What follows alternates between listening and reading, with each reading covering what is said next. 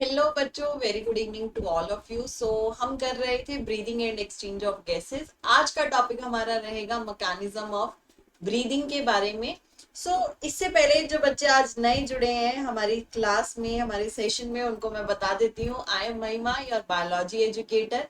मैंने BSc biotechnology MSc biophysics किया है from Punjab university and I have more than 5 years of experience. हम continue कर रहे थे breathing and exchange of gases और इसमें हमने आज स्टडी करना है मैकेनिज्म ऑफ ब्रीदिंग के बारे में। तो बच्चों, अगर मैकेनिज्म ऑफ ब्रीदिंग की मैं बात करूं तो ब्रीदिंग के दो मैकेनिज्म्स होते हैं। हमने दो मैकेनिज्म्स को स्टडी करना है। पहला मैकेनिज्म है बच्चों इनहेलेशन। इनहेलेशन। और दूसरा मैकेनिज्म है आपका एक्सहेलेशन। जैसा कि आपको पता है कि मैं आपको टॉपिक जो है वो 10 से 15 मिनट में कंप्लीट करवा देती हूँ, ठीक है, क्योंकि इसी स्पीड के साथ हम चल रहे हैं और हम हमारा पूरा सिलेबस फटाफट से कवर करेंगे। तो आज के लेक्चर में भी हम 10 से 15 मिनट या मैक्स 20 मिनट लगाएंगे इस टॉपिक को कवर करने के लिए। अगर तुम ध्यान से सुनोगे तो ठीक है। क्या करना है, तुम्हें मेरी बातें बड़ी ध्यान से सुननी है ताकि तुम्हें एक ही बारी में फटाफट से समझ आ जाए। तो इनहेलेशन और एक्सहेलेशन ये आपके दो मैकेनिज्म होते हैं ब्रीदिंग के। इनहेलेशन में क्या है, जब आप क्या करते हो, ब्रीद इन करते हो। ब्रीद इन, जब आपने सांस लिया यानी कि ब्रीद इन किया, दैट इज इनहेलेशन। जब आपने ब्रीद आउट किया, सांस रिलीज किया, एक्सपेल्ड आउट किया, दैट इज एक्सहेलेशन। ठीक है, तो ये क्या किया आपने यहाँ पर, ब्रीद आउट। ठीक है, तो इनहेलेशन क्या हो गया, breathe in, also known as inspiration. Inhalation is also known as inspiration and exhalation is also known as expiration. Expiration. ठीक है। अब ये जो प्रोसेस होता है बच्चों, इनहेलेशन या एक्सहेलेशन, आप छोटी क्लासेस में पढ़ते थे, वॉल्यूम बढ़ जाती है, प्रेशर कम हो रहा है, इन सब चीजों की वजह से इनहेल या एक्सहेल कर रहे हो। बट एक्चुअल में कुछ मसल्स होती है जो कि रिस्पॉन्सिबल होती हैं आपके ब्रीदिंग का मैकेनिज्म कराने के लिए। तो यहाँ पर दो तरह की मसल्स होंगी। पहली मसल है आपकी इंटरकोस्टल मसल। Intercostal muscle. और दूसरी मसल क्या है आपकी, डायफ्राम की मसल्स। चलो, होपफुली मैं एज्यूम कर रही हूँ कि तुम लोगों ने फर्स्ट लेक्चर देख लिया तो तुम्हें डायफ्राम पता होगा। ठीक है, तो इसलिए यहाँ पर मैं डायफ्राम नहीं बता रही हूँ, तुम्हें पता है कि डायफ्राम क्या है। तो दो तरह की मसल्स हैं, इंटरकोस्टल मसल्स एंड डायफ्राम्स की मसल। अगर हम लंग्स के स्ट्रक्चर की बात करें बच्चों, तो ये आपका लंग्स का स्ट्रक्चर था, इस तरह से कल हमने स्टडी किया। लंग्स के बाहर, ये लंग्स है, लंग्स के बाहर एक बोनी स्ट्रक्चर प्रेजेंट होता है। एक बोनी स्ट्रक्चर होता है इस तरह से। ये जो आपका बोनी स्ट्रक्चर है, इस बोनी स्ट्रक्चर को आप क्या बोलते हो, रिब बोलते हो। इनको आप क्या बोलते हो, रिब्स बोलते हो। Total 12 pairs of ribs present होते हैं। ठीक है, 12 पेयर्स यानी कि टोटल रिब्स कितनी हो गई, 24 हो गई। टोटल 12 पेयर्स ऑफ रिब्स मतलब 24 रिब्स हो गई। और ये पूरी जितनी भी सारी रिब्स हैं ये मिलकर क्या फॉर्म कर देती हैं, आपका रिब केज फॉर्म कर देती है। जिस रिब केज के अंदर, ये रिब केज हो गया सपोज, और इसके अंदर आपके लंग्स जो है वो पड़े हुए। ठीक है, तो रिब केज क्या कर रही है, लंग्स को प्रोटेक्ट करने का काम कर रही है। अब इंटरकोस्टल मसल्स क्या है, ये जो आपकी रिब केज आप देख रहे हो, ये एक रिब केज, ये रिब होगी। ठीक है, ये जो रिब्स हैं, रिब्स के बीच में इस तरह से मसल्स प्रेजेंट होती है। ये रिब्स है, रिब्स के बीच में यहाँ पर मसल्स प्रेजेंट है। इन मसल्स को हम बोलते हैं इंटरकोस्टल मसल्स। ठीक है, इन मसल्स को आप क्या नाम देते हो, इंटरकोस्टल मसल्स बोलते हो। और डायफ्राम मसल क्या है आपकी, बेसिकली यहाँ पर लंग्स है, लंग्स के पास यहाँ पे डायफ्राम। ठीक है, और ये सारा स्ट्रक्चर जो है ये आपका थोरैसिक रीजन में होगा। ठीक है, ये सारा स्ट्रक्चर जो आपका ये कहाँ होगा, थोरैसिक रीजन में होगा। ये थोरैसिक रीजन में अगर प्रेजेंट है तो यहाँ ये जो डायफ्राम है, डायफ्राम से कुछ मसल्स इस तरह से यहाँ पर अटैच्ड है। इनको हम क्या बोल रहे हैं कि ये क्या है, आपकी डायफ्राम्स की मसल। अच्छा, एक सेकेंड दो, पर बस चार्जिंग खत्म हो रही है, फटाफट से चार्जिंग पे लगा ले, नहीं तो क्लास नहीं हो पाएगी ऐसे। ठीक है, चलो। डायफ्राम जो है, डायफ्राम से कुछ मसल्स हैं, जो कि थोरैसिक रीजन को, ये अगर आपका ये सारा रीजन थोरैसिक है, इधर अगर आपका डायफ्राम है, तो यहाँ पर इस तरह से ये मसल्स है, ये व्हाइट वाला पेन दिख रहा है ना आपको, ये क्या है, ये डायफ्राम से और मसल से कनेक्टेड है। इनको हम क्या बोल रहे हैं, फ्रेनिक मसल्स बोल रहे हैं, बट लेकिन ये अभी आपके सिलेबस में नहीं है, बट इनको हम क्या बोलते हैं, फ्रेनिक मसल्स, डायफ्राम मसल्स भी आप इनको सिंपली बोल रहे हो। तो ये दो मसल्स होती है जो इनहेलेशन और एक्सहेलेशन के लिए आपकी क्या होती है, रिस्पॉन्सिबल होती है। चलो स्टार्ट करते हैं आप फटाफट से। इनहेलेशन क्या होता है, इनहेलेशन में क्या होगा बच्चों, दो मसल्स मैंने आपको बताई जो कि रिस्पॉन्सिबल होंगी। तो ड्यूरिंग इनहेलेशन कॉन्ट्रैक्शन होता है आपके, कॉन्ट्रैक्शन होता है, कॉन्ट्रैक्शन ऑफ डायफ्राम मसल्स का, डायफ्राम मसल्स का क्या होता है, कॉन्ट्रैक्शन होता है। सिंपल सी चीज है, ये देखो, ये डायफ्राम पड़ा, नॉर्मल कंडीशन में डायफ्राम आपका कैसा होता है, डोम शेप का होता है। ये जो शेप है ये कैसी है इसकी, डोम शेप्ड डायफ्राम है, ठीक है। और यहाँ पे मसल्स है, ये मसल्स है, ये मसल्स क्या करेगी, कॉन्ट्रैक्ट करिए, एकदम से ऐसे खिंच गई, ठीक है, कॉन्ट्रैक्ट करिए एकदम से, ठीक है। तो ये इसके कॉन्ट्रैक्ट करने की वजह से, ये अभी डायफ्राम ऐसे था, ये ऐसी पड़ी थी अभी मसल्स, ये एकदम से खिंच गई, स्ट्रेट हो गई, तो इस पे भी प्रेशर पड़ेगा डायफ्राम पे, ये डोम शेप से कैसे हो जाएगा, एकदम फ्लैट हो जाएगा, ठीक है। डोम शेप से कैसा हो जाएगा, फ्लैट हो जाएगा। जैसे ही डायफ्राम आपका डोम शेप से फ्लैट बनता है, फ्लैट शेप्ड बनता है, तो इससे क्या होगा, आसपास लंग्स है, यहाँ आपके क्या है, ये लंग्स है, ये लंग्स है। अब लंग्स को भी स्पेस मिल गया, लंग्स को भी स्पेस मिल गया एक्सपैंड करने के लिए। अब अगर लंग्स को स्पेस मिल गया एक्सपैंड करने के लिए, तो लंग्स क्या कर जाएंगे, एक्सपैंड, लंग्स क्या कर जाएंगे आपके, एक्सपैंड कर जाएंगे। लंग्स का एक्सपैंड होना मतलब इनका, इनकी जो वॉल्यूम है उसमें इंक्रीज आना। लंग्स का एक्सपैंड होना मतलब वॉल्यूम में इंक्रीज आना, ठीक है। जैसे ही वॉल्यूम में इंक्रीज आया, वॉल्यूम और प्रेशर ये तुम पढ़ते हो, ये कैसे होते हैं, इनवर्सली प्रोपोर्शनल होते हैं। वॉल्यूम और प्रेशर ये आपकी कैसे हैं, इनवर्सली प्रोपोर्शनल है। इनवर्सली प्रोपोर्शनल का क्या मतलब है, अगर वॉल्यूम बढ़ रही है तो प्रेशर क्या होगा, डिक्रीज हो, ठीक है। तो लंग्स की वॉल्यूम बढ़ गई, मतलब लंग्स का प्रेशर डिक्रीज हो गया। इतनी बात समझ आ गई। मैंने आपको क्या बताया, सिंपली दो चीजें बताई। डायफ्राम जो है, डायफ्राम की मसल क्या कर गई बच्चों, कॉन्ट्रैक्ट करी, डायफ्राम की मसल क्या कर गई, कॉन्ट्रैक्ट करी। डायफ्राम की मसल कॉन्ट्रैक्शन की वजह से डायफ्राम कैसा हो गया, डायफ्राम बिकम, ये पॉइंट्स लिखते रहना साथ साथ, डायफ्राम बिकम फ्लैट। डायफ्राम आपका कैसा बन गया, फ्लैट बन गया। डायफ्राम के फ्लैट होते ही लंग्स क्या कर गए, लंग्स की and, lungs and thoracic region जो है वो क्या कर गया, थोरैसिक कैविटी जो है वो एक्सपैंड हो गई, लंग्स क्या हो गए, एक्सपैंड हो गए, ठीक है। लंग्स का एक्सपैंड होना मतलब volume of lungs and thoracic region, thoracic cavity, volume of lungs और थोरैसिक कैविटी जो है वो क्या हो जाएगी, इंक्रीज हो जाएगी। वॉल्यूम इंक्रीज हुआ तो क्या हो जाएगा बच्चों, प्रेशर डिक्रीज हो जाएगा, प्रेशर क्या हो जाएगा, डिक्रीज हो जाएगा। अब इसी की वजह से, प्रेशर कम होने की वजह से ही आपकी जो ऑक्सीजन है वो बाहर से अंदर आती है। ऐसा क्यों हो रहा है कि ये लंग्स है आपके, देखो सपोज ये जो है यहाँ पर आपका क्या हो गया, प्रेशर डिक्रीज हो गया, जितना गैसेस का प्रेशर था वो प्रेशर क्या हो गया, डिक्रीज हो गया। एटमोस्फेयर की अगर हम बात करें तो एटमोस्फेयर का प्रेशर कैसा है, एटमोस्फेयर का प्रेशर ज्यादा है कंपेरिजन टू लंग्स के प्रेशर से। एटमोस्फेयर का प्रेशर बाहर ज्यादा है, लंग्स के अंदर प्रेशर कम है।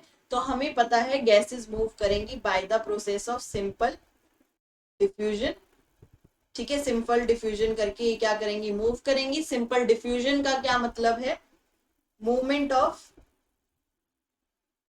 Movement of gases from higher concentration, higher concentration to lower concentration, to lower concentration, ठीक है।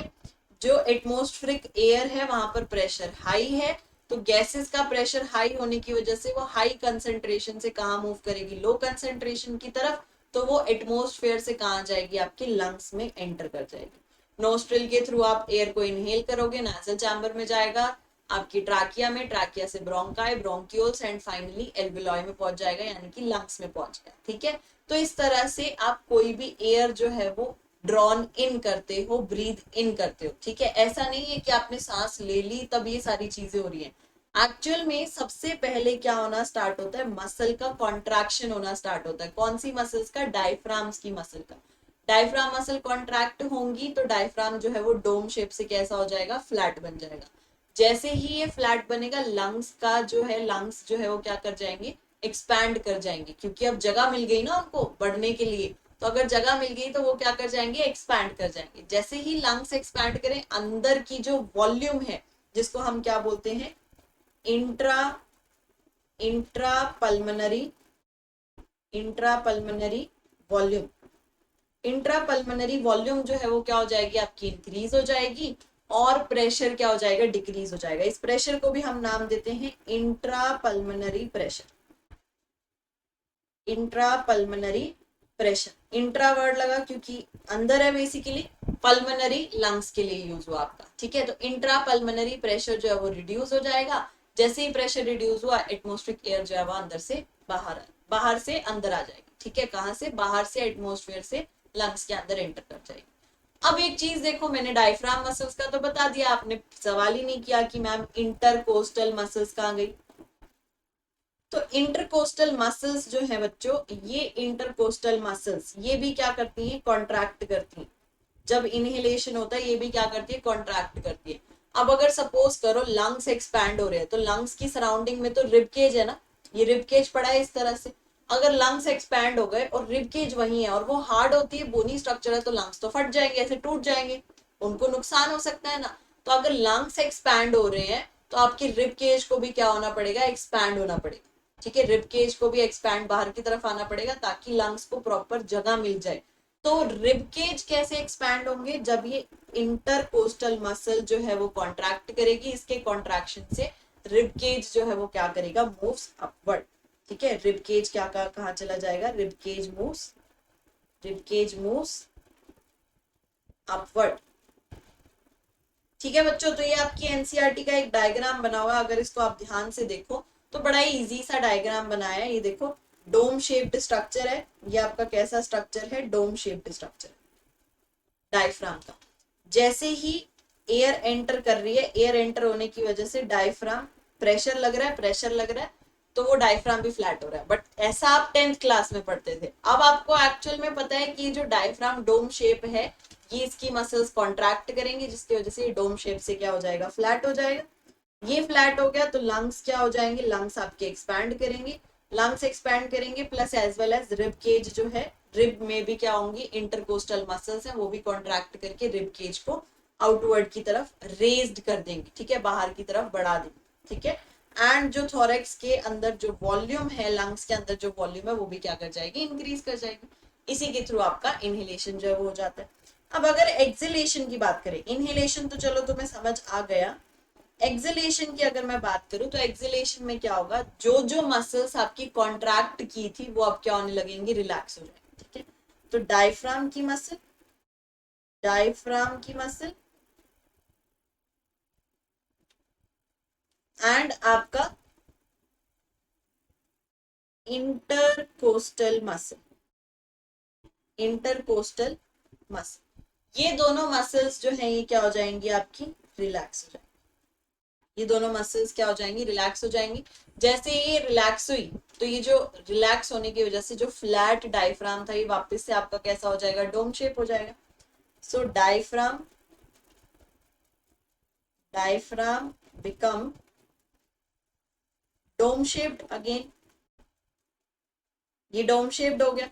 अब अगर ये डोम शेप हो गया तो वॉल्यूम फिर से डिक्रीज हो जाएगी, थोरैसिक रीजन में जो वॉल्यूम बढ़ी थी वो वॉल्यूम क्या हो जाएगी, अब आपकी फिर से कम हो जाएगी। तो लंग्स क्या हो जाएंगे, लंग्स भी क्या हो जाएंगे, आपके रिलैक्स हो जाएंगे। ठीक है, जो एक्सपैंड हुए थे वो बैक टू नॉर्मल आ जाएंगे। ये कैसे हो जाएंगे, back to normal, relax state पे चले जाएंगे। इसके नॉर्मल होने से intra pulmonary volume, intra pulmonary volume जो है वो क्या हो जाएगी, डिक्रीज हो जाएगी। ठीक है, इंट्रा पल्मोनरी वॉल्यूम क्या हो जाएगी, डिक्रीज हो जाएगी। जैसे इंट्रा पल्मोनरी वॉल्यूम डिक्रीज हुई तो pulmonary intra pulmonary pressure, intra pulmonary pressure जो है वो क्या हो जाएगा, इंक्रीज हो जाएगा। ठीक है, इंट्रा पल्मोनरी प्रेशर इंक्रीज हो जाएगा। अब सिंपल सी चीज है,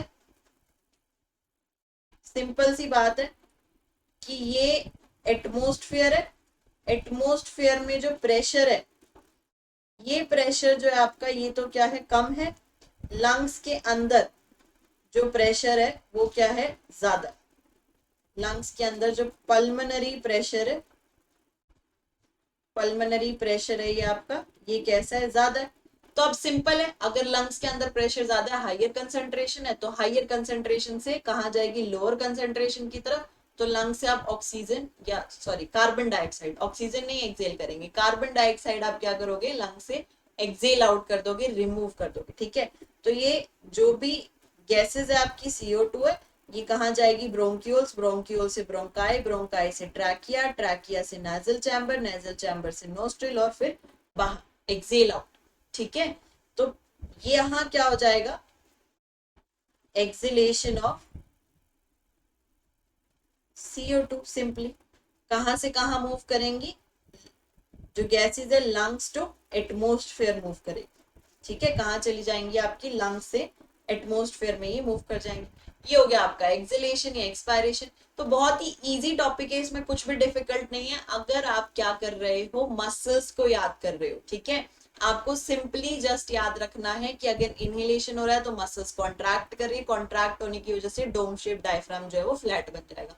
बाकी सब तुम बहुत आसानी से सोच सकते हो। ठीक है, ऐसे ही एक्सेलेशन में क्या याद रखोगे, अगर कॉन्ट्रैक्शन हो गया तो अब क्या हो जाएगा, रिलैक्सेशन होगा। रिलैक्सेशन होगा तो जो फ्लैट डायफ्राम है वो वापस से कैसा हो जाएगा, डोम शेप बन जाएगा। ठीक है, क्लियर, ये हो गया आपका एक्सेलेशन। अब एक और चीज बताती हूँ कि जब एक्सेलेशन होता है तो मसल्स जो है वो रिलैक्स हो रही होती है। जब मसल्स रिलैक्स होती हैं तो ऐसे को हम क्या बोल देते हैं कि ये पैसिव कंडीशन। ये कैसी कंडीशन है, पैसिव कंडीशन है। इसमें कॉन्ट्रैक्ट कराने के लिए, अगर मसल है, मसल को अगर आप कॉन्ट्रैक्ट करा रहे हो तो कॉन्ट्रैक्ट कराने के लिए एनर्जी लगानी पड़ती है। बट रिलैक्स स्टेट में जब जाती है वो वापस से, तो एनर्जी नहीं लगानी पड़ती, इसलिए इसको आप पैसिव बोल देते हो। और अगर कॉन्ट्रैक्ट हो रहा है, यानी कि इनहेलेशन के टाइम पे कॉन्ट्रैक्ट हो रहा था, तो यहाँ पर एनर्जी लगवानी पड़ रही है मसल्स को कॉन्ट्रैक्ट कराने के लिए, इसलिए एक एक्टिव प्रोसेस। ये कैसा है, एक active process. Inhalation is your active process, exhalation is your passive process. ठीक है, और ये एक्सहेलेशन का डायग्राम भी देख लो, ये आपकी एनसीईआरटी में ही दिया, ये वापस से दिखा दिया ना कि डायफ्राम जो है वो वापस से कैसा हो गया, डोम शेप्ड हो गया। ये डायफ्राम कैसा हो गया आपका, रिलैक्स्ड हो गया। एंड रिब केजेस भी जो है वो आपके रिब्स जो है वो back to original position, original position पे वापस आ गई आपकी। वॉल्यूम भी जो है थोरैक्स रीजन में वो क्या हो गया आपका, डिक्रीज हो। चलो, तो ये था एक्सहेलेशन और इनहेलेशन। अब पढ़ लेते हैं एक बार एनसीईआरटी आपकी क्या कह रही है, ये भी बहुत जरूरी है एनसीईआरटी के बारे में पढ़ना। Mechanism of breathing, breathing involve two stages, inspiration during which atmospheric air is drawn in. Inspiration मतलब आप जब इनहेल कर रहे हो, एटमोस्फेरिक एयर अंदर आ रही है। Expiration by which the alveolar air is released out, जो एल्वियोलाई में एयर है उसको क्या कर रहे हो, रिलीज आउट कर रहे हो, that is expiration. The movement of air into and out of the lungs is carried out by creating a pressure gradient between the lungs and the atmosphere. ये movement क्यों हो रहा है, आपके प्रेशर क्रिएट करने की वजह से। हमने बताया कि लंग्स में प्रेशर डिक्रीज हो रहा है, एटमोस्फेयर में प्रेशर ज्यादा है, तो बाहर से अंदर आ जाएगी। अगर लंग्स में प्रेशर ज्यादा है, एटमोस्फेयर में कम है, तो अंदर से बाहर चली जाएगी। तो प्रेशर ग्रेडियंट क्रिएट कर रहे हो, डिफरेंस क्रिएट कर रहे हो दोनों के प्रेशर में, तब एटमोस्फेरिक एयर जो है वो अंदर या बाहर आती है। ठीक है, inspiration can occur if the pressure with in the lungs, जिसको आप इंट्रा पल्मोनरी प्रेशर बोल रहे हो, is less than the atmospheric pressure. यही पढ़ा हमने, लंग्स के अंदर प्रेशर कैसा होना चाहिए, कम होना चाहिए, एटमोस्फेयर में ज्यादा होना चाहिए।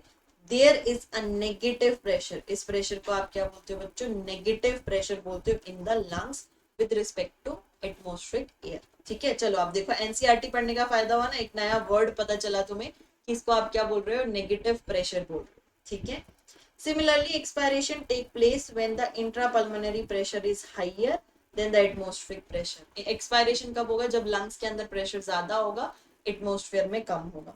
The diaphragm and a specialized set of muscles, external and internal intercostal muscle between the ribs. ये दोनों muscles आपके ribs में present होती हैं और एक diaphragm की muscles है.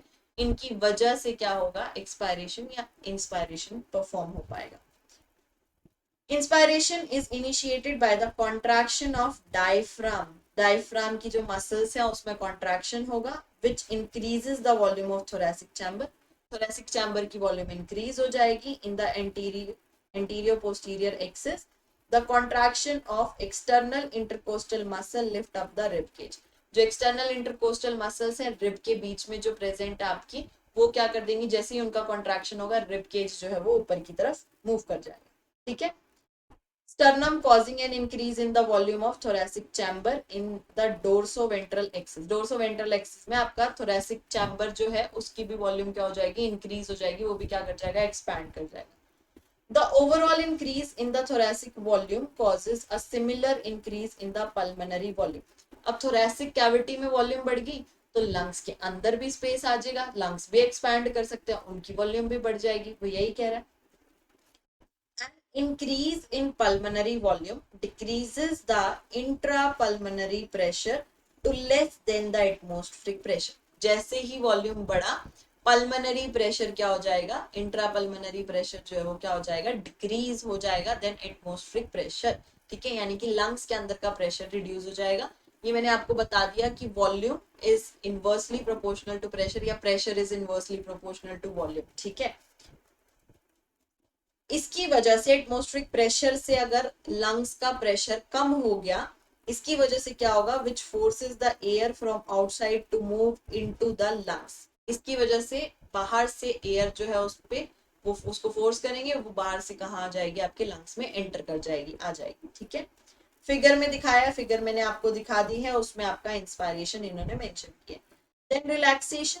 अब रिलैक्सेशन हो रहा है तो मतलब एक्सहेलेशन होगा. Relaxation of the diaphragm and the intercostal muscles return the diaphragm and sternum to their normal position and reduce the thoracic volume. Relaxation होगा जब डायफ्राम का या फिर आपका इंटरकोस्टल मसल्स का, तो उसकी वजह से डायफ्राम वापस से डोम शेप पे आ जाएगा, स्टर्नम भी जो रेज्ड हुआ था वो वापस से नॉर्मल पोजीशन पे आ जाएगा. अगर ये यहाँ से यहाँ पहुंच गया तो अगेन वॉल्यूम जो है वो रिड्यूस हो जाएगी. वॉल्यूम रिड्यूस हुई तो पल्मनरी वॉल्यूम भी क्या हो जाएगी? थोरैसिक वॉल्यूम रिड्यूस हुई तो पल्मनरी वॉल्यूम भी क्या हो जाएगी? आपकी रिड्यूस हो जाएगी. This lead to an increase in intrapulmonary pressure slightly above the atmospheric pressure. इसकी वजह से अब पल्मनरी प्रेशर यानी कि लंग्स के अंदर का प्रेशर कैसा हो जाएगा? बढ़ जाएगा as compare to atmospheric pressure. और बढ़ने की वजह से लंग्स के अंदर प्रेशर बढ़ने की वजह से एक्सपल्शन हो जाएगा आपका एयर का फ्रॉम द लंग्स. ठीक है, causing the expulsion of air from the lungs, that is expiration. इस मैकेनिज्म को आप क्या बोल रहे हो? एक्सपायरेशन बोल रहे हो. We have the ability to increase the strength of inspiration and expiration with the help of additional muscles in the abdomen. On an average, a healthy human breathes 12 to 16 times per minute. Again NCERT पढ़ने का फायदा. अगर कोई healthy person है तो वो average पर minute के अंदर 12 to 16 टाइम्स जो है वो आपका ब्रीथ करता है. मतलब एक मिनट के अंदर इनहेल किया, एक्सहेल किया, इनहेल किया है, एक्सहेल किया, ऐसा आप 12 to 16 टाइम्स कर रहे हो. ठीक है.